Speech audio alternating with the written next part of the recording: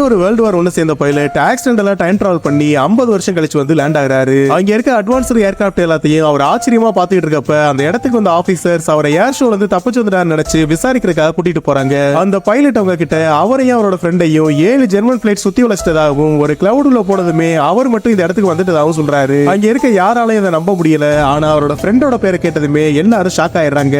ஏன்னா அவர் சொல்ற மெக்காங்கிறவர் world war 2ல நிறைய பேரோட உயிரை காப்பாத்தி அந்த கண்ட்ரியிலே ஒரு பெரிய ஜெனரலா இருப்பாரு. அதே நேரத்துல அந்த ஜெர்மன் பிளைட்ல இருந்து அவன் தப்பிச்சிருக்க வாய்ப்பே இல்லைன்னு அந்த பைலட் சொல்லவும் அவரே நேரா வர வரைக்கும் அந்த பைலட்டை அடைச்சு வைக்கலாம்னு முடிவு பண்றாங்க. அப்ப திடீர்னு எதையோ யோசிச்ச அந்த பைலட் அங்க இருந்தவங்களை அடிச்சிட்டு பிளைட் எடுத்துட்டு மறுபடியும் அந்த கிளவுட் உள்ளே போயிடுறாரு. அதுக்கப்புறமா ஜெனரல் மெக்கா இங்க வர்றப்ப டெக்கர்ங்கிற பைலட்டை உங்களுக்கு தெரியுமான்னு கேக்குறாங்க. பார்த்தா நீங்க சொல்ற அந்த டெக்கர்ங்கிற பைலட் தான் எங்க இருந்தோ வந்து என்னோட உயிரை காப்பாத்திட்டு அவன் உயிரை விட்டுட்டான்னு சொல்றாரு. அப்பதான் உங்களுக்கு அந்த பைலட் போனதாலதான் மெக்காயும் அவரால் காப்பாற்றப்பட்டவங்களும் உயிரோட இருக்காருன்னு புரியுது.